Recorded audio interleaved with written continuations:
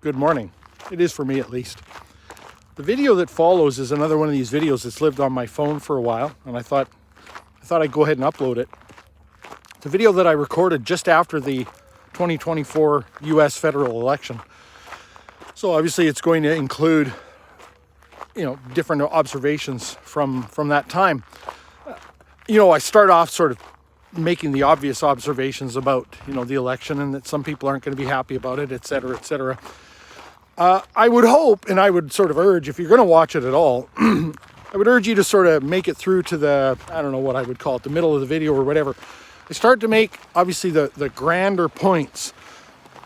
My position on democracy itself, my position on how people formulate their arguments, how people interact and engage with each other with respect to the arguments, et cetera, et cetera. We obviously live in a very interesting time. And so, if, whether or not that old proverb, is accurately portrayed or whatever, we certainly are living in very interesting times. And, there's a lot of bullshit afoot, obviously. And, there's a lot of ebb and flow. And obviously when you combine that with all the technological advancements and the serious growing pains with AI and other things, it's definitely a very interesting time to be alive. So I would just urge, don't get caught too much up in the polarized nature of the left versus right dilemma that we sort of face, and including here in Canada. We're just about to enter a federal election ourselves. There's bigger points to be made here, and they always get lost in this. And I think the more polarized it gets, the more likely we are to lose sight of the grander points. And as a species, I think we keep falling further down the slope in that regard. Not that I'm saying that I'm hopeful that in my lifetime we would come to our senses. That's obviously not going to happen. But, it is a little bit disheartening to see us fall further and further away from any kind of reasoned positions and well executed arguments and well prosecuted debates and things like that. So anyway, let me know what you think as always, and fast rearward to about November of 2024. Good morning. It's been a while, I know. Has anything happened in the meantime? How's the democracy treating you? It's interesting, I didn't really make political content early on. Early on my channel was sort of about the presuppositional Christian apologetics and talking a little bit about certain feminist arguments, misconstrued as well, people not understanding what I'm trying to say or that I'm engaging in, specific arguments. And then in 2015, sort of all the lead up to the election ultimately of Justin Trudeau, I did make some videos about politics. And, before that it was mostly just like ethics. And, if I was delving into anything outside of the presuppositional stuff, it was ethics and things like that. And with the election of Justin Trudeau, it was sort of talking more about things like democracy, mandates, and things like that. Speaking of which, it's kind of interesting to note that that a lot of the the left-wing pundits are now saying, no, this is not a mandate. That Trump won the popular vote and the Electoral College, and the Republicans took the House and the Senate, and the entire country essentially shifted to the right. Very few demographics or regions shifted further left. The majority of the country shifted right to whatever degree, including California. Obviously, it's still a heavily blue state, but and that's not a mandate. And they're making just really weak-kneed arguments about what constitutes a mandate, as though the winning of the presidency is not in and of itself the mandate. And certainly the House and the Senate, when you're essentially, when you're essentially by will of the people through the system that you have in place, taking control of two of the major levers of power, Anyway, that's all. This is all democracy stuff. As many of you know who've been here for a while, I'm not a big government guy. I'm not a democracy guy. I would be resistant to calling myself a libertarian for many reasons, not the least of which the labels don't do us much good because there's so much nuance involved. And what the labels do is they allow people to continue the garbage behavior that seems to be the MO du jour for almost all of mankind, and that is to speak in conclusions, language of assertion, language of conclusion. And that's what we do when we thrust labels on people and on movements and things like that. So a lot of people say, oh, libertarians, they're crazy. There's all kinds of things they'll say about libertarian principles. I'm more of I guess you could say, somewhere around an anarcho-capitalist, libertarian, voluntarist. But again, I'm reluctant to use those labels.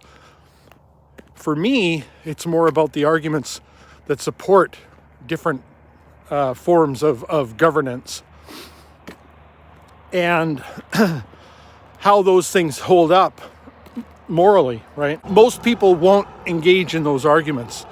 They want to reject someone based on this language of conclusions. Libertarians are, you can fill in your word, whatever it is. So I guess what I'm saying here is that, this is not a video about gloating. I'm sure some of you did not have a very good election night. Paul, I'm sure, did not have a very good election night. And it's interesting to watch and see, especially, given all the arguments about Trump not accepting the results of the 2020 election, how many people are vowing to not accept the results of this election, even if just in spirit.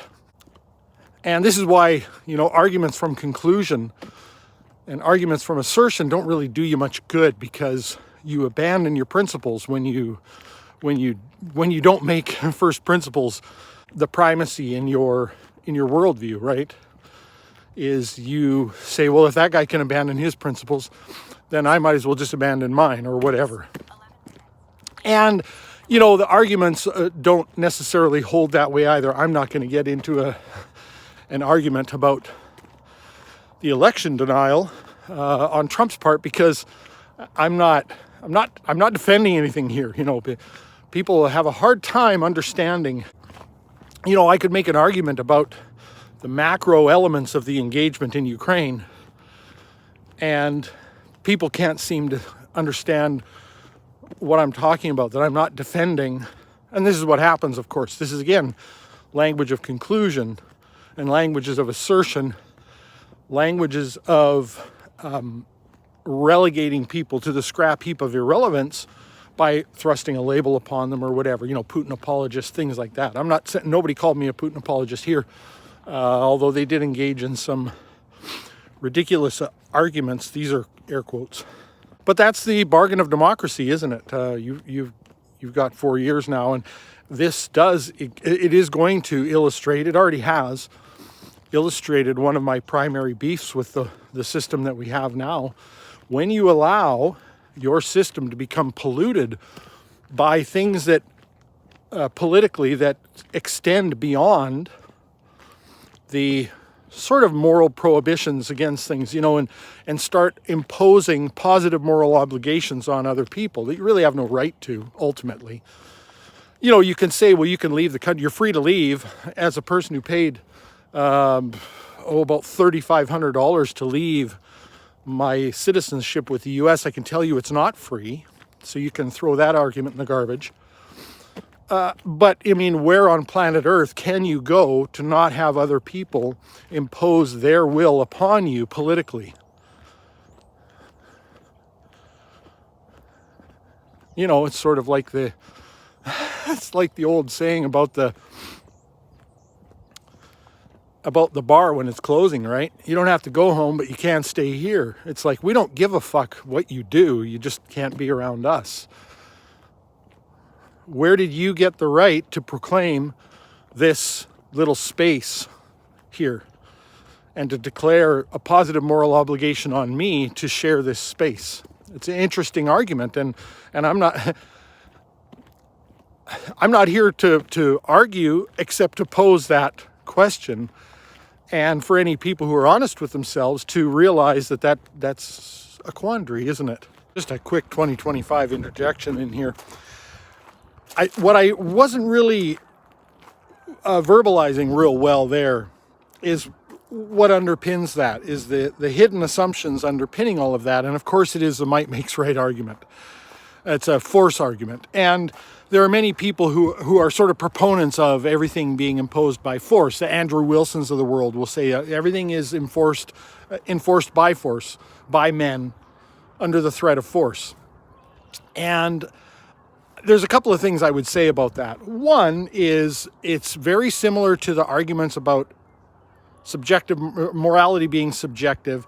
Is very similar to the Sam Harris arguments about determinism and whatnot. And I would submit it's very similar in that you don't behave that way.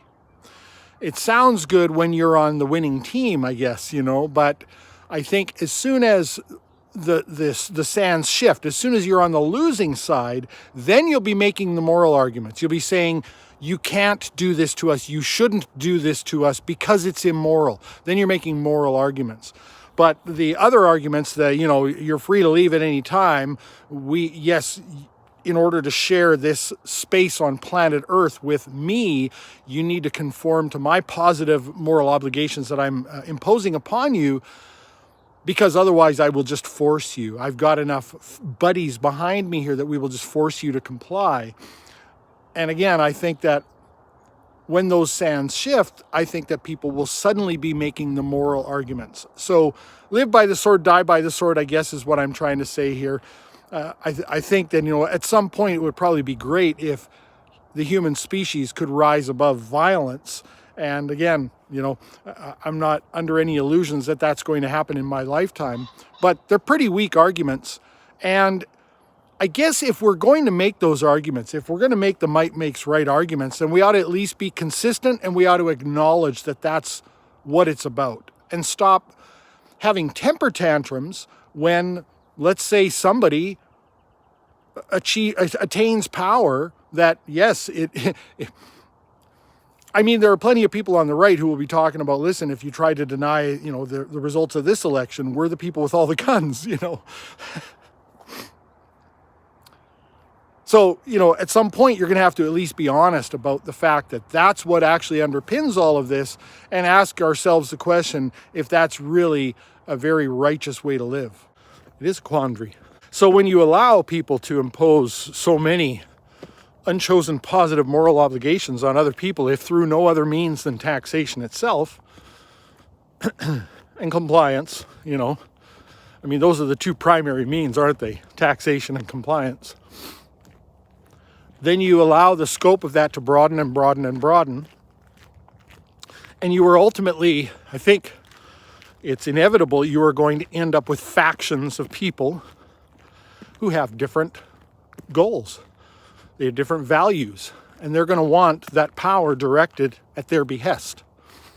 And ultimately those factions, at some point, when the system gets pregnant enough, they're going to start to want to war with each other. And so you end up with a situation where, in the US and in Canada, in the US, essentially, you're talking about renovating the kitchen every 2 years, like a complete renovating. One party, one leader runs on tearing down all the, accomplishments, more air quotes, or I'm waving, tearing down all the accomplishments or the things that the last party has done. And oftentimes, sentiment has soured, even amongst some of that party's supporters. And so they can often gain enough support in order to swing and pivot to the other side.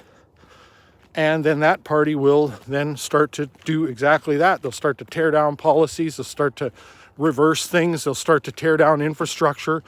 they'll start selling off, all kinds of assets, government assets that were acquired at a premium, and they will sell those off at pennies on the dollar. And the amount of money that the machinery of the bureaucracy just chews up in making these changes, could feed a lot of people, probably could house a lot of people if we had a more sane system. And then again, sentiment against that, the sentiment of that leadership will wane, often because humans are so fallible and there's no free market forces really at play here. So waste and corruption are at play, and ultimately the other party now can make a probably valid argument that all this stuff needs to be torn down and something else needs to be put in its place. And so again, you've got a system in the US in particular where this is occurring every 2 years, essentially. Certainly every 4, but really every 2. And I would submit to you, it's false economy to renovate your kitchen every 2 fucking years. And who's paying for all that? Well, you're not paying for it. That's the beauty in all of that, even further, You allow deficit financing to come into the mix. And lest you think that this is some sort of a Trump supporting video, the primary criticism I think that should be leveled at Trump, which is often not, because people are so lost in all the fake bullshit, right? All this legal stuff is all a bunch of garbage. And I'm not even saying that Trump hasn't done things that might warrant legal action. He probably has. I don't know. Neither do you, really. I've got people on my feed talking about how he's been credibly accused of rape or found liable for sexual assault. Weird legal standard, isn't it? Liable.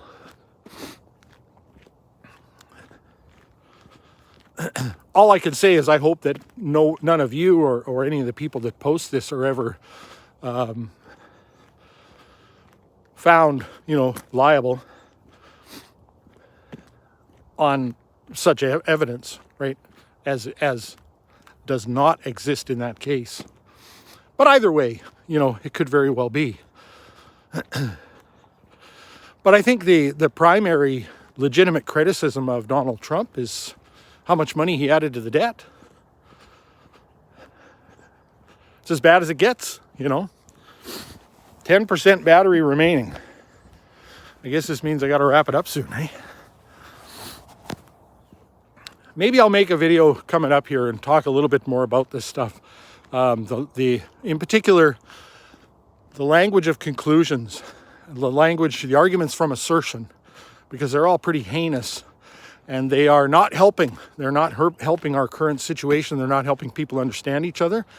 They obviously make for really shitty arguments because they're not arguments, ultimately, of course. I remember if I've mentioned this before, but one channel I've really come to appreciate is the Warren Smith YouTube channel, Secret Scholar Society, I think he calls it.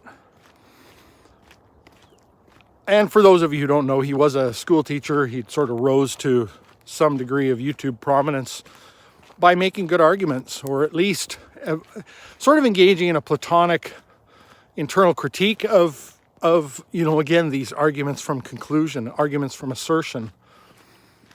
And he was sort of arguing with a person. His interlocutor was off the frame. He wasn't in the camera frame. And this person, usually another teacher or professor or a student, would be making some argument.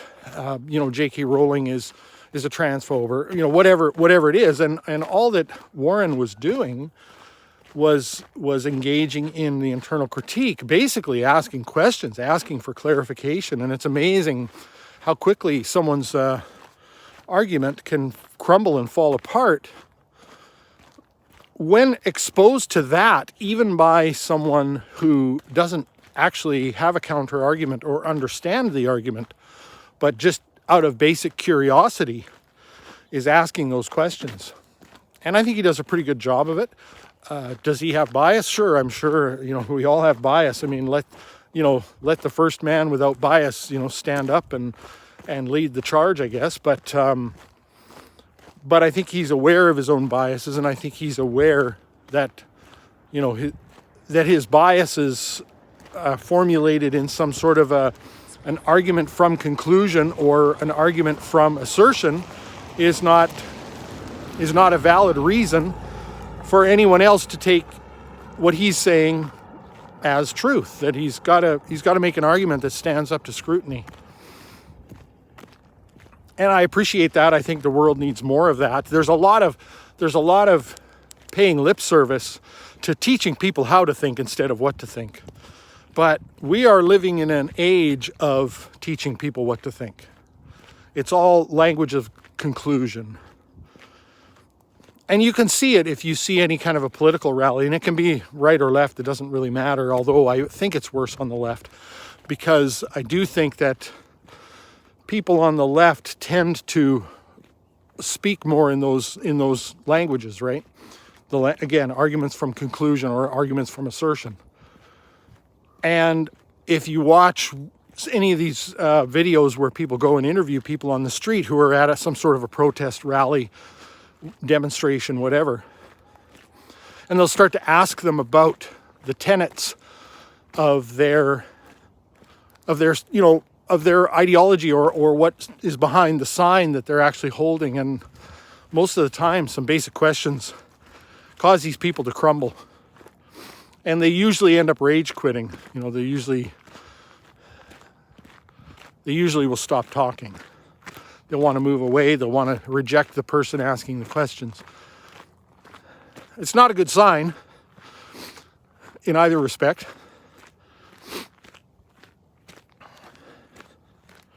There's a lot of that now, of course, in people rejecting the results of the 2024 U.S. federal election. Lots of conclusion language. Especially surrounding, what the Democrats made one of their key issues, right? Abortion, which is really interesting to watch the fallout from that, because actually nothing's changing. Kamala Harris wasn't going to be, Kamala. Yes, it's a mark of disrespect. You get to disrespect politicians.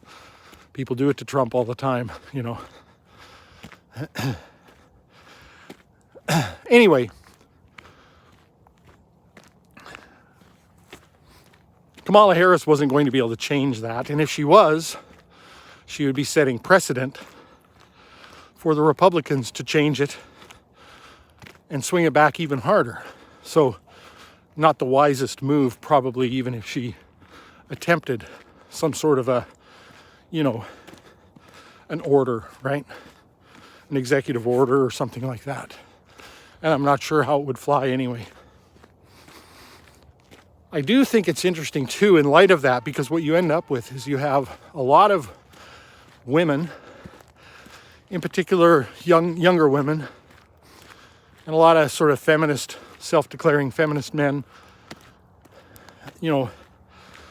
all talking about the virtues of having a right to an abortion. And then moving towards joining the 4B movement, which is really interesting. I don't think they've ultimately thought that through all that much. We moved from a position at one point in time where abortion was declared and said that it was going to be safe, legal, and rare. Sort of, I think, an acknowledgement that there are instances of rape and incest and other medical reasons perhaps that ought to be had an exception, carved out for them, to now shouting your abortion. People claiming that they wished they'd had one. People that haven't had one claiming they wish they'd had one. And so, back in the day, I used to watch right-wing pundits with some degree of humor when they started talking about slippery slopes. And from this side of the slope, I can see that it was indeed slippery.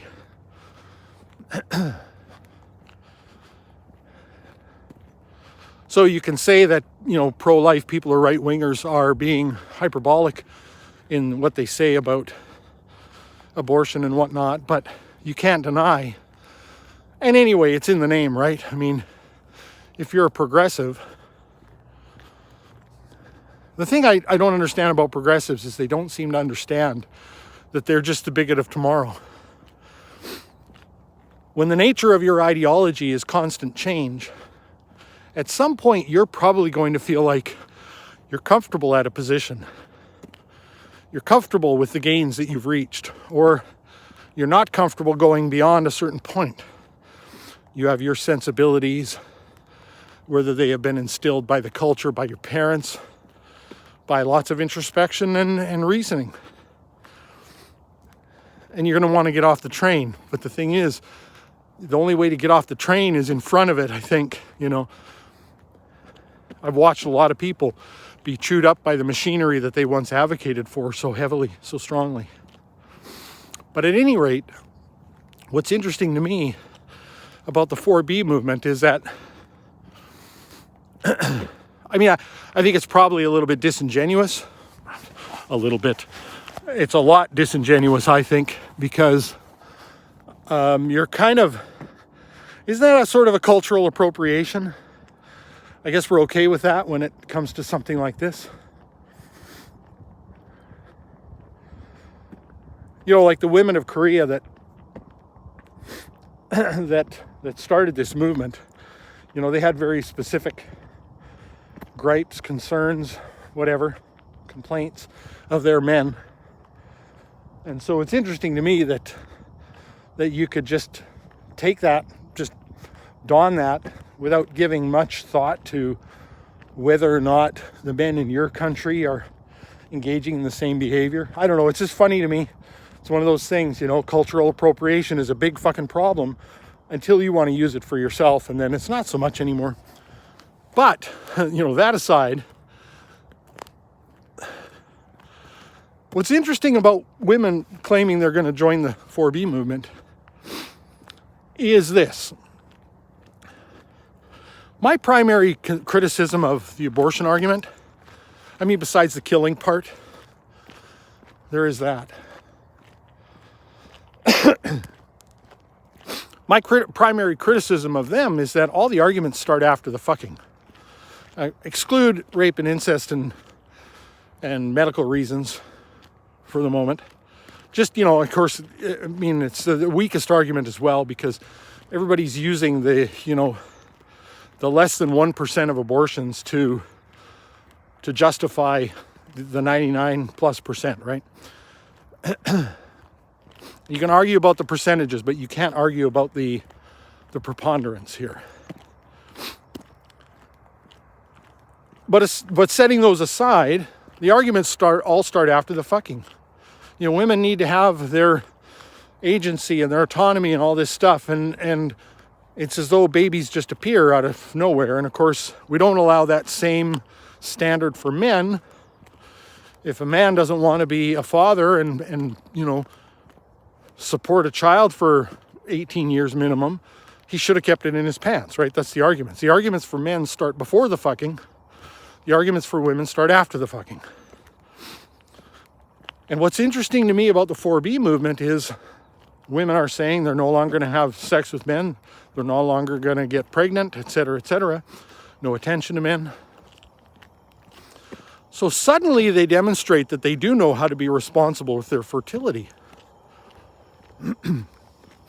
And I think personally, NAI 61A had given me a bunch of grief about going off the rails and being anti-feminist and stuff like this.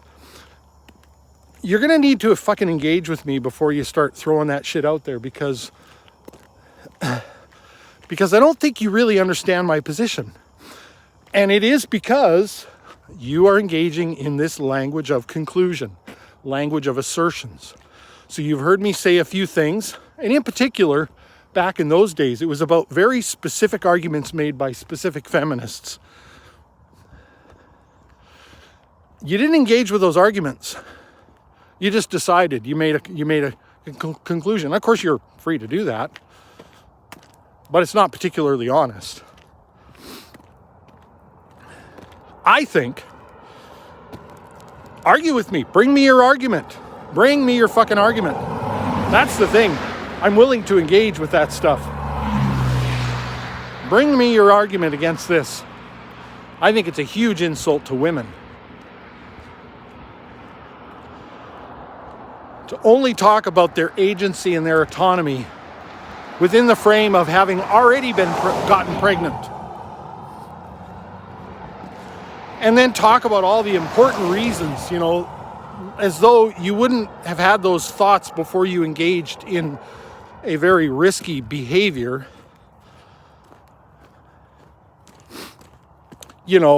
Economics and your career pursuits and your emotional stability and all of that. Right? All the reasons that people give for why a woman should be able to seek an abortion. And we don't apply those before she engages in are they not adults? Do they not understand that actions have consequences? I hear this from the left a lot, right? Actions have consequences. Elections have consequences. I wonder how many people on the left are right now talking about how elections have consequences.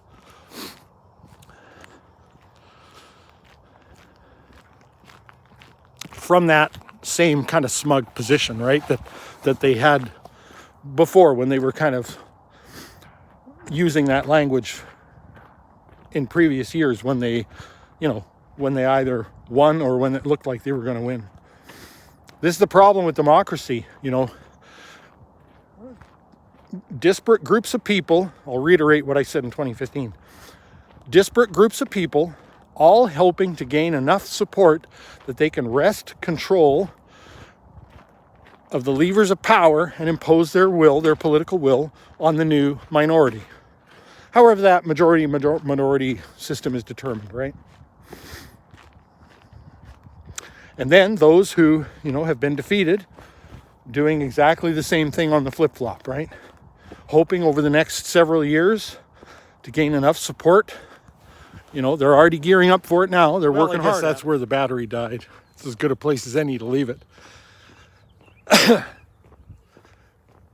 Hopefully you can understand and appreciate the points that I'm making here. I don't really support the system at all. So this is not necessarily arguments being made from one side, although of course, it should be pretty apparent that I'm not a pro-choice person. But again, I think it's important to engage in the arguments. I think it's important to be consistent, internally consistent, and have, maintain your own principles, universalize your principles, and adhere to them, and to make sure that all of your positions that you hold on any given issue are at least internally consistent and consistent with your own principles. And that usually involves some degree of introspection, some degree of what I, would call hot tub deliberations, taking your thoughts and running them out to their logical conclusions, and making sure that you're satisfied with your position on all things. Be willing to defend them, perhaps. Be open-minded. Be willing to listen intently and take the best of your opponent's arguments and thoroughly consider them to make sure there isn't somewhere that you're mistaken. Because, of course, internal honesty ought to be the most important principle, I think, to most of us, to all of us. We should want to be honest with ourselves first and foremost. And, you can disagree with me on any of the points that I've made here. But again, I would just urge you to bring good arguments. And in light of the fact that we're about to engage in a federal election here in Canada, this stuff is all sort of re-emerging for me. And yes, obviously I'm not going to be voting for the Liberals, but I have abstained from voting for many federal elections of my lifetime. I've abstained more often than I've voted in my adult life. As a protest in and of itself, abstention as I'm not particularly thrilled with the Conservatives here, but I do think that it's probably definitely a lesser of two evils vote this time around. So that'll be probably where my vote goes, unless I have some sort of a change of heart over the next, I guess, 10 days or something like that. Anyway, it's all very interesting. And, the machine churns on, right? And we all get to hear, even though some of us live in republics and things like that, we all get to hear about, our democracy, right? It's disheartening to me to see how people demonstrate my observation that people believe what they believe because they've been told to, when they just thoughtlessly regurgitate all of the narratives that they're fed by the mainstream media, primarily other politicians and other pundits and whatnot. And that is, they'll say things like, so-and-so is a threat to our democracy, et cetera, et cetera. They haven't thought this stuff through. They don't know what any of it even means. It's just thoughtless, mindless stuff. The machine churns on. It takes advantage of that. They love it. That's why the politicians like to talk so much about democracy, et cetera, et cetera. So at any rate, let me know what you think, of course, as always. And I hope you have a lovely day.